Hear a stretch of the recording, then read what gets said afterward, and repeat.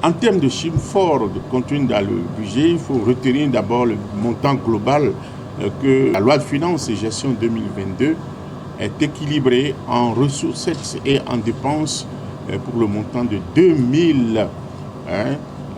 541 milliards 203 millions de francs CFA, en régression de 14,83% par rapport à la loi de finances rectificative de 2021 qui est en cours, qui est de 2 985 milliards, soit un écart négatif de 443 milliards.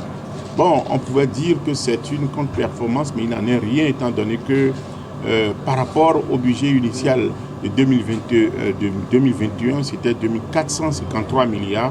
C'est la loi de finances rectificative qui a permis de porter ça à 2985 milliards.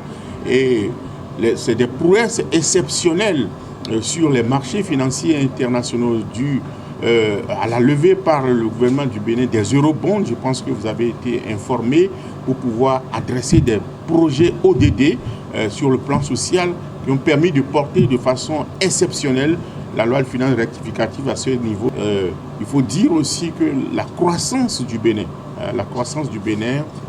projetée pour 2022 est de 7%.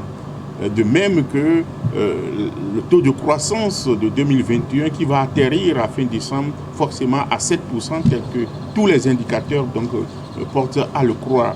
Donc ça veut dire que notre pays est sur la bonne trajectoire. Lorsque d'année en année, la croissance augmente, on doit en être fier.